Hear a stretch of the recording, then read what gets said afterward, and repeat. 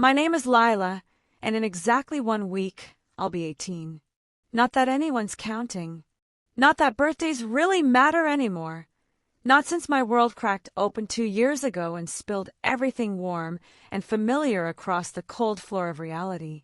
I live with my father now. Just him and me. Our house is quiet, clean, and strangely orderly, like a museum of our old life, preserved in silence. My mother is somewhere in southern Spain now, or maybe Morocco. Last I heard, she ran off with some 20-something artists she met on a wine tour. She used to hum while she cooked, swirl around the kitchen in her bare feet with flour dusting her collarbone and sun in her laugh. But that's ancient history now. She's gone, and the gap she left behind is the kind that echoes. My dad never said much about her leaving, just that she needed something else. Like we weren't enough. Like I wasn't enough. For the first year after she left, I thought he might unravel. He was a solid man, my dad. Big hands, dependable eyes, a quiet way of existing like he never needed to shout to be heard. But after Mom left, he started burning toast in the mornings. Forgot to change the sheets for weeks. Cried once, in the garage, when he thought I couldn't hear. That's when I stopped being a child. I started doing the groceries. I cleaned the bathroom. I fixed dinner more often than not. Somewhere along the way, I slipped into her role, her place. Not just in the house, but in the rhythm of things. The mornings became about coffee and silence. Evenings were about cooking and sitting on opposite ends of the couch, watching the news in shared stillness. And now I'm 17, almost 18, and every day I feel like the air between us is getting thicker. It started subtle, like everything dangerous does. A pause in his voice when he said goodnight. A longer glance when I laughed a little too freely at dinner. The way he started fixing his hair before coming downstairs in the morning. Stupid things. Small things. Things you notice when you've got no one else to notice. Last week, I caught him watching me from the hallway. I had just come out of the shower, wrapped in a towel, hair dripping down my back. I walked past his study to get to my room, and there he was, sitting in the dark, no lights on, the glow from the hallway casting him in half shadow. His eyes met mine and didn't move. Neither did I. We just stared. Two people trapped in a moment we didn't ask for. I made it to my room and shut the door, heart pounding so loudly I thought the neighbors might hear. Since then, something's shifted. Something deep. The way he speaks to me is different now. He uses my name more, like he's reminding himself of who I am. Or who I'm supposed to be. He compliments me, carefully, casually. Like, that dress looks nice on you, or you're getting good at cooking pasta. Like he's afraid to say more, but can't help saying something. And maybe it's me. Maybe it's because I've grown taller. Because I started doing my hair differently. Because I've started to look at him not just as my father, but as something else. Someone male. Someone close. Someone who stayed. He's the only person in my life who knows everything about me. My fears, my sarcasm, the way I can't sleep unless I hear the ticking of the old clock in the hallway. He remembers my favorite cereal, even when the grocery store is out and he goes to 3 different places just to get it. He doesn't flinch when I cry. He doesn't run when I scream. He's here. And maybe that's the problem. A few mornings after that hallway moment, the one we never spoke of, he asked me about my birthday. He said it casually, spooning sugar into his coffee, but there was a nervous energy behind it, like the words had waited too long in his throat. So, he said, what do you want to do for your birthday? I blinked at him from across the kitchen island. The toast popped up from the toaster, but neither of us moved. My birthday, I repeated, like I hadn't been circling the day in my head for weeks. Like I hadn't noticed the way it shimmered with unspoken meaning. He nodded, eyes flicking toward mine then away, pretending to stir his cup though the sugar had long since dissolved. 18's a big one. Figured we should do something. I don't know, I said, reaching for the toast. It's just another day. He leaned on the counter with both arms, muscles flexing in his forearms, his t-shirt slightly wrinkled from sleep. It's not just another day, Lila. You're turning 18. That matters. Does it? I asked, trying to sound indifferent, but my voice caught on the end like a snag in fabric. He looked up then, really looked. His gaze felt heavier than it should have, like it carried too much. It matters to me. That silenced me more than anything. I busied myself with buttering the toast, suddenly aware of the heat in my cheeks. Do you want a party? Dinner? We could go out somewhere.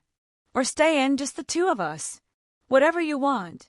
I could feel him watching me as I cut the toast diagonally, the way I always did. His voice was soft, deliberate. Careful. Just the two of us, I said quietly before I could stop myself. The words hung in the air, warmer than they should have been. His lips parted slightly. He wasn't expecting that answer. Or maybe he was. Maybe he just didn't know what to do with it now that it was out. He nodded slowly. Okay, we'll make it special. That evening, I found him in the living room, sketching ideas on a notepad. He rarely used paper. He was a tech guy, always with a laptop or his phone. But here he was, old school, scribbling out plans for a dinner menu, a playlist, even lighting. I stood in the doorway and watched him for a moment, the lines of concentration in his brow, the pen tapping against his lips. When he noticed me, he smiled, not wide, but soft, like something private. You caught me. What are you doing? I asked, even though I already knew. Planning, he said, flipping the pad closed. It's a surprise. Is it dinner at home? He tilted his head. Maybe. Will there be candles? He paused. Do you want candles? I shrugged, but my smile gave me away. Then there'll be candles. He stood, walking past me slowly, and for a second, his hand grazed the small of my back as he passed. Light, barely there, but enough to make me forget how to breathe. We didn't talk much for the rest of the night. He disappeared into the kitchen for hours, claiming he was experimenting with a dessert recipe. I heard him humming, something low and unfamiliar. I stayed upstairs, reading the same page 3 times without absorbing a word. That night, I dreamed of the birthday evening he was planning, of soft music and dim lighting, of 2 plates, side by side, and wine glasses with flickers of candlelight dancing through them. I woke up before the dinner ended, heart racing, breath caught somewhere between guilt and anticipation. The truth is, I don't know what I want, but I know what I feel, and that scares me more than anything. The morning of my birthday, he made pancakes. He never made pancakes. I came downstairs to the smell of vanilla and brown butter, the table already set, plates stacked, orange juice in the good glasses, a single white flower in a vase like we were at some quiet brunch cafe instead of our aging suburban kitchen. He wore a navy button-up shirt, sleeves rolled to his elbows. It made his forearms look even stronger, like he had dressed not just for breakfast, but for me. "Happy birthday," he said, looking at me the way no one had ever looked at me before. Like I was his. Something in me fluttered, a quiet unraveling. "You did all this?" I asked, voice softer than I meant. "I wanted today to feel different," he said. "You're not a kid anymore." No, I wasn't. He sat close, closer than usual, his knee brushing mine under the table. Every little touch sent sparks humming beneath my skin. There was no mistaking it now. The way he looked at me, the careful way he smiled, like he knew something unspoken passed between us in the silence. The day moved like a slow, sweet song. He didn't leave my side. Every glance, every word he said was gentle, intimate, like I was something precious he'd waited for. As evening fell, he asked me to dress up. "Something you feel beautiful in," he said, his voice low. I wore a soft blue dress I'd kept hidden in the back of my closet, something I never felt brave enough to wear. When I came down the stairs, he was waiting at the bottom, and when he saw me, he exhaled like he'd forgotten how to breathe. "You look," he stopped, stepped forward, "like you walked out of a dream." My heart threatened to leap from my chest. He drove us into the city. Skyscrapers glittered like glass giants against the dusky sky. He didn't tell me where we were going, just kept glancing at me from the driver's seat, like he still couldn't believe I was there beside him. Finally, we pulled up to a tall silver tower, its top floors disappearing into the clouds. He parked, opened my door for me, offered his hand. His palm was warm, steady. Inside, everything gleamed, glass, steel, quiet wealth. He led me to an elevator and hit the button for one of the highest floors. "It's a surprise," he said, lips tugging into a smile. The doors closed with a hush, and the car began its slow, smooth climb. Music played softly, and the floor numbers blinked past like seconds. He stood close, our reflections shimmering on the polished walls. But then the elevator jolted. A sudden, unnatural stop. The lights flickered. The floor number froze. My heart jumped. "What just—" "Elevator stuck," he said, hitting the emergency button. Nothing happened. A moment of silence. Then a low chuckle. "Of course. On your birthday." I tried to laugh, but the tightness in my chest wouldn't let go. We were alone, suspended between floors, between expectations. He turned toward me slowly. The air in the elevator felt warmer, closer. "You okay?" he asked, voice quieter now. I nodded, but barely. He stepped closer. Not too close, but close enough that I felt it. His presence, the heat of his body, the way his eyes searched mine for something unspoken.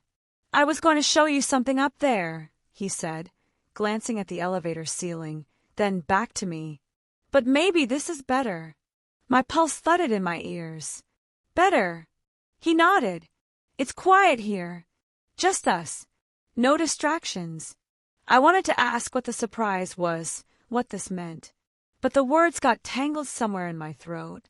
He looked at me differently now. Not as his daughter. Not just.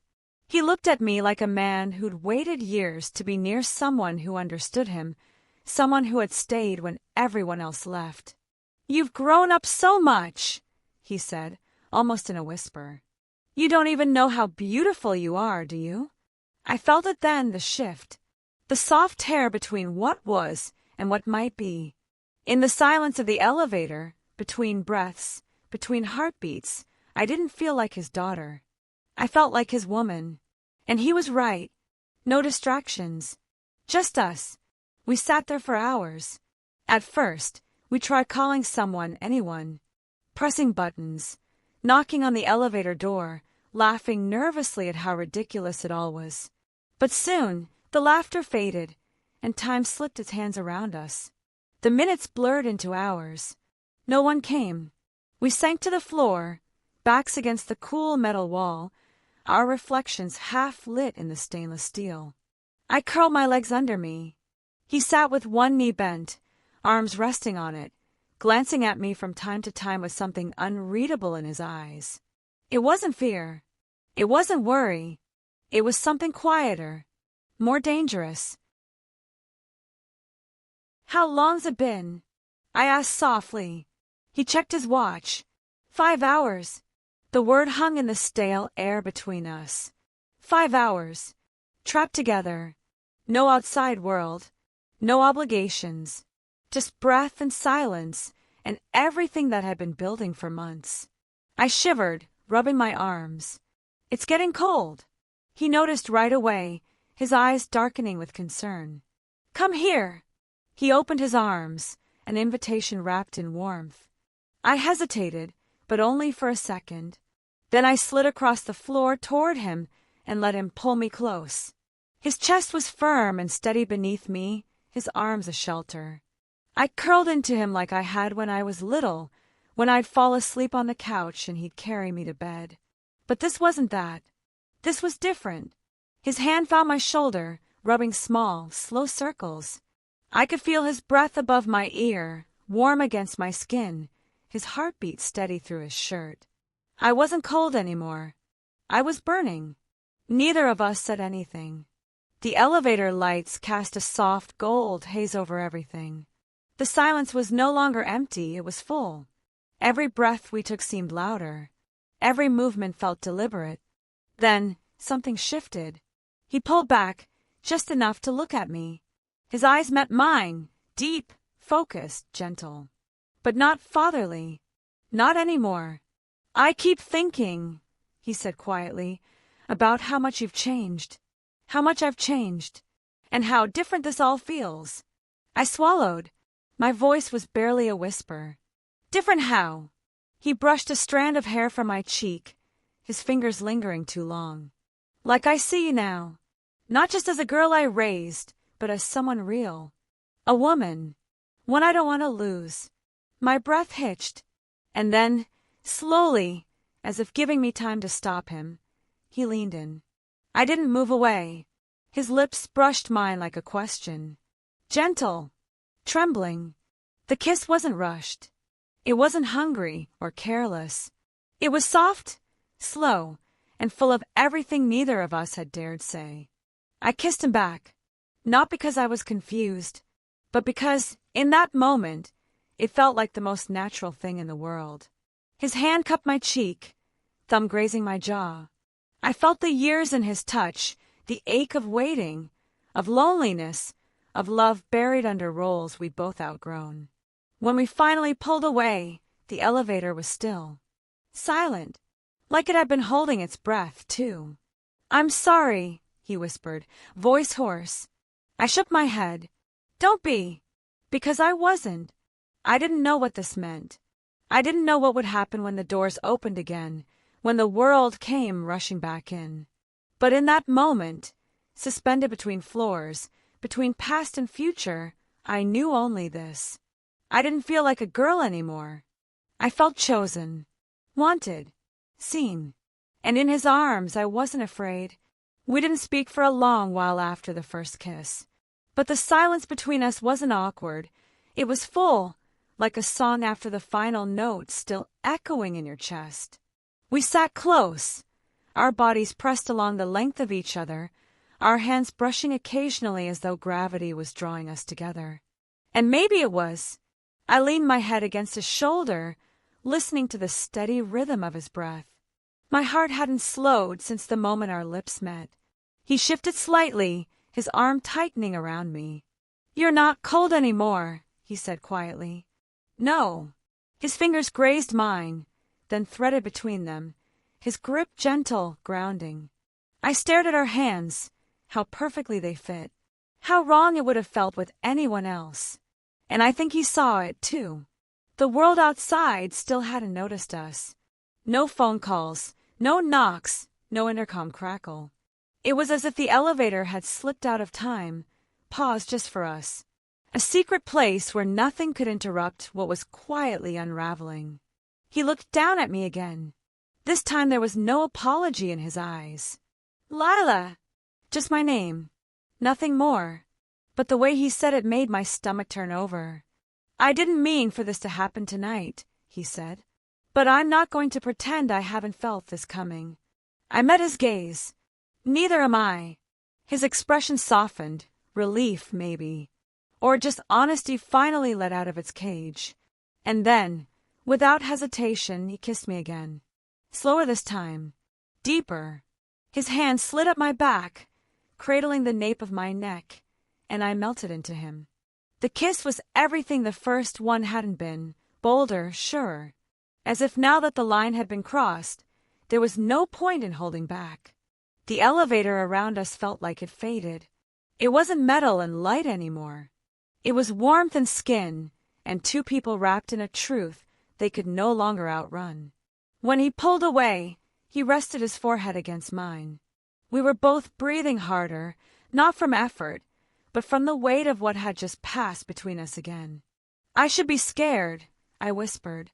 "Are you?" "No," I said. "That's the scary part." He smiled, brushing his thumb along my cheek, reverent. I don't know what happens when those doors open, he said, voice low. Neither do I. But right now in here with you, he paused, searching for words he wasn't used to saying. It feels right. I nodded, my fingers tightening in his. Outside, the world was waiting. But in here it was just us. Two hearts, beating toward the same truth. And for now, that was all we needed.